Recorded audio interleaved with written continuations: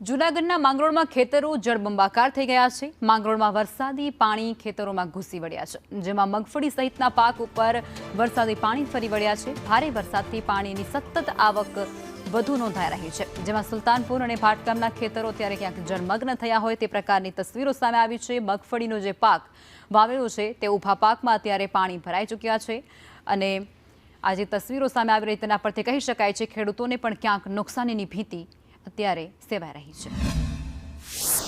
મેઘરાજાએ માંગરોળમાં તોફાની બેટિંગ શરૂ કરી છે અને માંગરોળમાં 1 થી 4 ઇંચ જેટલો વરસાદ અત્યાર સુધીમાં ખાબકી ચૂક્યો છે। આપ જોઈ શકો છો કે અત્યારના જે માંગરોળના ખેતરોની પરિસ્થિતિ છે તે સ્પષ્ટ દેખાય છે। જે મગફળીનો પાક છે તેમાં પાણી ઘૂસી ગયું છે, ખેતરોમાં પાણી ઘૂસી જતા ખેડૂતોને પારાવાર નુકસાનીનો જે છે તે સામનો કરવો પડી શકે તેમ છે। હજુ પણ ઉપરવાસમાં સતત વરસાદ વરસી રહ્યો છે, તેને કારણે સતત પાણીની આવક થઈ રહી છે। આપ જોઈ શકો છો કે અત્યારના જે મગફળીનું વાવેતર કરવામાં આવ્યું તમામ જે છે તે ડૂબમાં વહી ગયું છે અને જે પાણી ભરાયા છે તેને કારણે અત્યારના જે લોકો ખેડૂતોમાં પણ ચિંતા ફેલાઈ રહી છે। જે નીચાણવાળા ખેતરોમાં છે તમામ ખેતરોમાં આ જ પરિસ્થિતિ જોવા મળી રહી છે। હજુ પણ અવિરત ઉપરવાસમાં જે વરસાદ પડી રહ્યો છે તેને કારણે પાણીની સતત આવક પણ વધી રહી છે। કેતનજા સંદેશ